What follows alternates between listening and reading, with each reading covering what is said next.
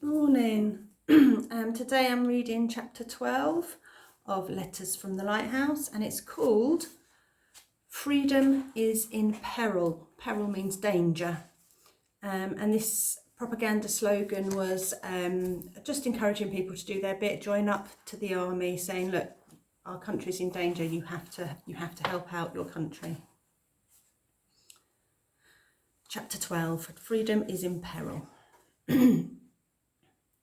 The following Monday afternoon, we started lessons at the village school.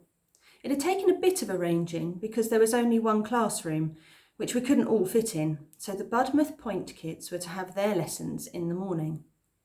You'd have thought they'd be thrilled to be knocking off school early, but I was taken aback to find a group of them in the entrance when we arrived. "Shh, they're coming," someone said in a very loud whisper. In that moment, I wished with all my heart I was back in London, going to St Thomas's as usual, walking through the gates with Maggie and Susan. In Mum's smart coat, I felt suddenly self-conscious, unsure whether to stop or hurry past. Yet compared to the lighthouse ladder, which we'd had to climb down to get here, for Cliff, this was the easy part. "Hello," he said to the local kids, squinting from under his school cap. "I'm Cliff." "You any good at football?" one of the younger boys asked. "I can play a bit," Cliff admitted. Another boy with a missing front tooth said to me, "I've seen you before in the village. You're the delivery girl, aren't you?" "I was," I replied. "We're living at the Lighthouse now." "Magic," he said. "What's he like inside? Does he actually talk to you, Mr. Pengilly? My mum says he's always sad and never speaks to anyone." "He's all right." I think the boy wanted some juicy details, but I already felt rather loyal towards Ephraim, whose serious nature struck a chord with me. Anyway, the boy's attention quickly moved on as more evacuees arrived from the gates. There was an idiom in there, struck a chord with me. It just means there's something sort of familiar and you're drawn to it. My dad says, "Sorry, missed a bit. Are you from London?" a freckle-faced girl asked me. I nodded and smiled. "My dad says never mind the Germans, it's them Londoners what invaded us," an older boy remarked. I hoped he might be joking. He certainly had a big grin on his face. Then his mate joined in with, "Send 'em all home, we don't want 'em here." And I realised it wasn't a pleasant grin. Reaching for Cliff's hand, I thought it best to move on into the playground where I could see Mr. Barrowman talking to Miss Carter. Glancing behind, I saw the grinning boy's new target was Esther Jenkins, who, like the rest of us, was wearing the uniform of her London school. "Been frightening the cows in that outfit, have you?" the boy called out. Esther stopped level with the Budmouth kids. "Which one of you said that?" I couldn't help but admire her courage. I'd not seen her since we'd left Queenie's on Friday, and I still felt I'd behaved rather shoddily, especially now I knew a bit more about her background. I decided to try harder at being friendly next time we met. Watching her now, though, she still seemed full of fright. I wasn't confident my plan would work. "Are you talking to me?" Esther asked, homing in on the boy with the grin. "We're guests here, you know, and this is how you welcome us." Chin up, plaits tossed over her shoulders, she more than stood her ground. The boy, on the other hand, had gone decidedly blotchy. "That ain't a London accent," he laughed nervously. "You sound foreign, you do." I caught my breath. There was going to be trouble. I could see Esther's fists clenching at her sides. Thankfully, Mr. Barrowman started ringing the school bell with a huge swing of his arm. Deafening though it was, the noise broke up the group. We were ushered into a cloakroom to hang our coats and gas masks on hooks bearing other people's names. It was odd being back in a classroom. The rows of desks were familiar enough, as were the books with crumbling spines stacked on the shelves at the back. The smell, chalk dust and floor polish made me remember none too enthusiastically the equations and algebra that my old teacher, Mrs. Higgins, had tried to drum into me without much success. There were only 25 of us in our class, and we were all ages, all sizes, wearing the uniforms of at least 4 different London schools. One of these was Mr. Barrowman's own school. I remembered from the train. He'd been evacuated here with his remaining students, and now, faced with the challenge of teaching us, though if he was nervous, he didn't show it. "Robertson," he barked at an unsuspecting boy, "tuck that shirt in, it's not a petticoat." Miss Carter was more welcoming, remembering all our names as we shuffled through the classroom door. "Hello, everyone. Yes, that's right. I'm here as an extra pair of hands," she said to us. "Come in, take a seat." As I went by, she took me aside. "Queenie told me about you and Esther falling out. How about you make a fresh start today, I bit my lip nervously. "I'll try." "Good girl." Mrs. Carter smiled. "Look, there's a spare desk next to Esther. Why don't you sit there?" To be honest, I didn't think Esther would want me sitting near her, and I'd rather try to make friends at my own speed. But I liked Miss Carter. She wore bright lipstick and the sort of trousers Zuki called slacks, and I knew she meant well. "Okay," I agreed. Esther looked surprised when I sat down next to her, though I wasn't sure how long I'd be there, as Mr. Barrowman was now busily rearranging everyone's places. Younger pupils sit here," he said, clicking his fingers at the front desks. "Older pupils take the outside seat in each row." I suppose it meant that the bigger kids could help the younger ones. In the end, neither Esther nor I had to move, since she was a year or so older than me. "Looks like I'll be helping you then," Esther said coolly. "Please tell me you're not awful at maths." "I'm not very good at it," I confessed. She sat back in her seat with a sigh. Typical. "Silence!" Mr. Barrowman's roar made me jump. "I don't recall inviting this class to talk." A hush fell over the room. No one dared speak again, at least not until asked. For me, that dreadful prospect came all too quickly when, after exercise books were handed out, Mr. Barrowman announced we'd be writing in ink. "No chalk, slates or pencils in my class from now on. You'll all be using dip pens and ink." So it's not the sort of pens you're used to. You would have your little bottle of ink, and then you'd have a pen which is like a quill, really. You dip it in and you write, you dip it in and you write constantly.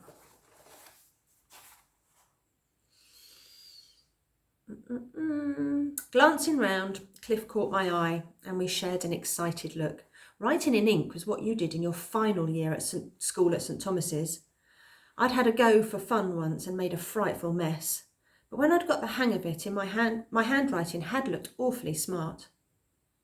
A boy called David from Mr. Barrowman's own school was told to hand out pens. Miss Carter passed round bits of blotting paper. Then Mr. Barrowman's stern gaze came to rest on me. "Olivia, you will be our class ink monitor for the term." I cringed. Everyone knew the job of ink monitor was as good as having teacher's pet stamped upon your forehead.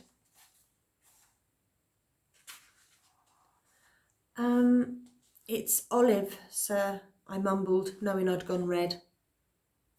"Do I have to? I'm not very good at pouring." He looked at me with such scorn, I knew I had no choice. Reluctantly, I went to the front to collect the ink can. "Fill every pupil's inkwell," Mr. Barrowman instructed, handing the can to me. "Quickly now." Each desk had a porcelain cup set in the top left corner for the ink. Those on the front row I filled easily enough, but the bigger kids didn't move aside for me, so I was stepping over outstretched feet and weaving around their chairs. Their pens, handed out efficiently by David, hovered impatiently over their open books. Are we to wait forever for our ink? Mr. Barrowman cried from the front. Hurry up, girl. Hot and bothered, I rushed to the back row.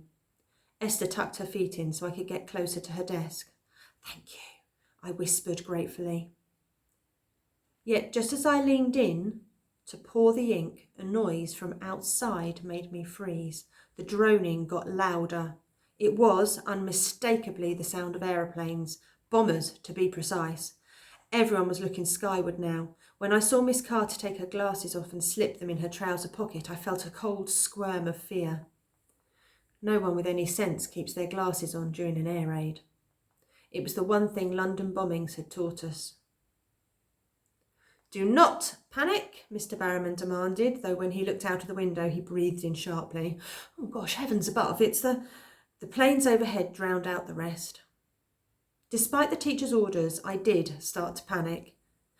Breathe, I told myself. It's not like last time. You're not alone and you're not out in the street. You're safe.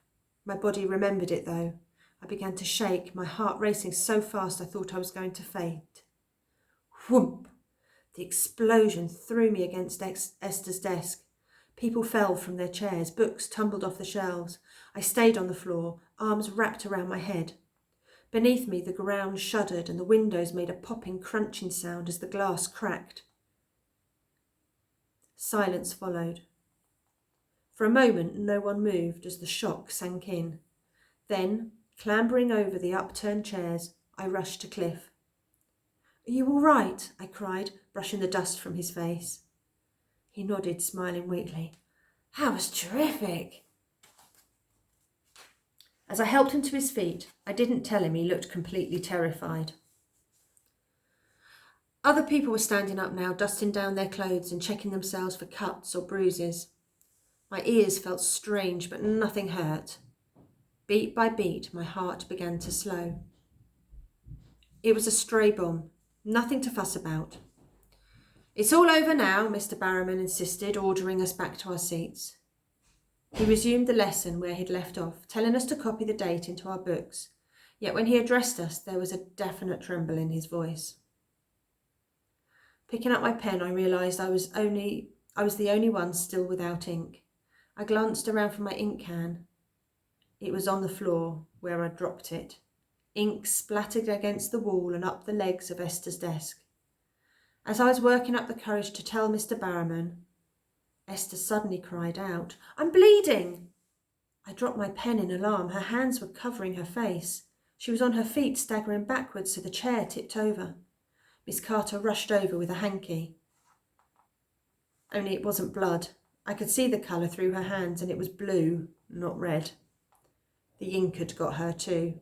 A great wet splat of it right across her forehead.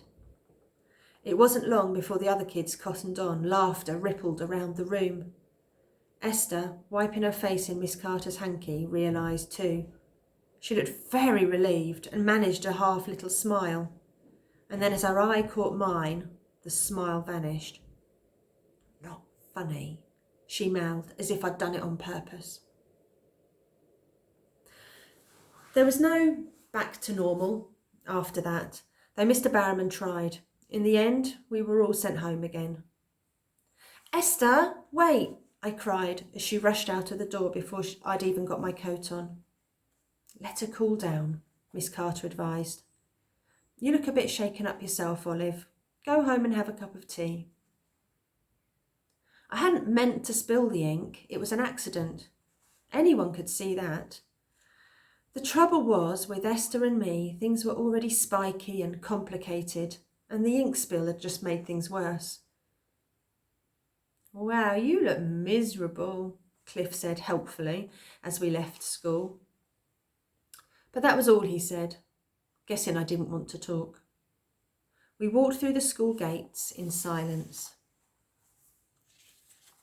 The stray bomb had come down just beyond the church. No houses had been struck, thankfully. It had landed in someone's front garden. All that was left of it now was a gaping, smoking hole and the remains of a gate. Seeing it made me go all panicky again, so we hurried past. We didn't get much further. Out on the main street, the crowd was so thick it was impossible to squeeze through. Someone had arrived in a motor vehicle and was obviously so important, people had come out of their houses to greet him. "Who is he?" Cliff asked, standing on tiptoes for a better look. The man's dark blue coat and peaked cap seemed to be a uniform of sorts. "Well, he's not the Home Guard or the Army," I deduced. And then someone shouted, "The Coast Guard's here!" and "Hurrah for Mr. Spratt! He'll sort Jerry out!" Until the man was almost swamped by pats on the back. Climbing the nearest front steps, which happened to be Queenie's, he stood, feet apart, to address the crowd. Though not very tall, he was broad in his body, which made him look rather square. He seemed to be enjoying all the attention too, puffing out his chest like he'd just won a medal. "Once again, we find ourselves in this unacceptable situation. Twice this last week, German bombers have used Budmouth Point as a landmark to guide them to Plymouth," Mr. Spratt announced. Uneasy mutters rippled up and down the street. Cliff and me shared a look. By landmark, the man meant the Lighthouse, didn't he? "Having made an urgent telephone call to the Ministry of Defence," he took a dramatic breath, "I won't mince my words. We must erase the Lighthouse." There was a pause as the news sank in. I didn't understand what Mr. Spratt meant. Wasn't erasing what you did when you made a mistake by writing in pencil? The man called Jim, who last time had been concerned for his cabbages, didn't get it either. "Eh? What do you mean, erase?" "Wipe out, Jim." Oh, sorry, wrong voice. "Wipe out, Jim," Miss Henderson explained, for she was there too, immaculate in tweeds and pearls, but looking agitated. "Get rid of, remove." I stared at Mr. Spratt in astonishment. Would he really destroy Ephraim and Pixie's lovely home? Where would they live? Where would Cliff and I live? Voices started all at once. "Well, you can't do that." "Well, of course they can. You saw those planes. That lighthouse has been there longer than any of us. But if it stops Jerry in his tracks..." Very quickly, my shock turned to confusion. "How on earth did you remove a lighthouse?" The arguments went round and round. It was like string tying itself in bigger, more complicated knots. Bizarrely, the loudest protests of all came from Mrs. Henderson, Miss Carter and Queenie, who pushed their way to the front of the crowd. "I want to know on whose authority you plan to do this," demanded Miss Carter. Though the Coast Guard was 2 steps up, she was tall enough to stare him in the eye. "It's a perilously dangerous stretch of coast," Miss Henderson added. "There are riptides and quicksands and..." "It ain't so bad. Ships have radio contact nowadays," a man in fisherman's overalls interrupted. "Yeah, but not all of them," Queenie replied. "Many smaller boats don't even have motors." "Ah, you're an expert now, are you?" the fisherman quipped. Queenie ignored him. "Isn't it true that the enemy won't actually attack a lighthouse? All parts of the rules of war or something?" The fisherman laughed dryly. "That's just it, love. There ain't no rules anymore." "We still have our decency, surely," Miss Henderson remarked. "Decency won't keep out the Germans, Mrs. H." The man narrowed his eyes at Queenie. "Unless you don't want to keep them out, that is." As mutterings travelled through the crowd, you could sense the mood turning sour. The same had happened earlier outside the school gates, that feeling of distrust, of people sizing each other up.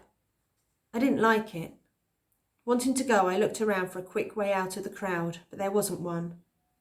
Then Jim, the cabbage man, said, "Who in God's name's going to tell Ephraim?"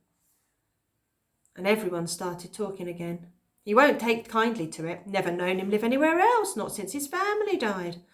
That was terrible that winter, wasn't it? The churchyard was full to bursting. I mean, the lighthouse is his family these days." It made me realise how little I knew of Ephraim. Though I didn't know how or when his family had died, I understood what it felt like to lose someone. Yet to lose all your family at once must be terrible, and sadness welled up in my throat. He had no one left. We had our mum, and even then it still hurt, knowing Dad would never be back. No wonder poor Ephraim never smiled. Mr. Spratt clapped his hands for quiet. I'll be visiting Mr. Pengilly directly to inform him of my plans. Good luck, you'll need it, said Jim, shaking his head. The crowd dispersed soon after that. Glad to be going home, we walked down the hill, falling back into an even gloomier silence. Home. I'd already started thinking of the lighthouse in that way. Poor Ephraim. It would be 100 times worse for him and Pixie. Nor could I believe Mr. Spratt could just get rid of a lighthouse, or indeed how he would do it. Yet who'd have thought they'd evacuate all the zoo animals out of London, or all the famous paintings from the National Gallery? And what about our school children sent from our families to the middle of nowhere? If you had a family, from what Queen had said, Esther didn't even have that. All sorts were happening because of this war, not to mention missing sisters and codes I couldn't break. There was so much I still didn't understand. Maybe it was possible to remove a lighthouse, though I still wasn't sure how. That's the end. That was a long one. End of chapter 12. Chapter 13 next time. See you then.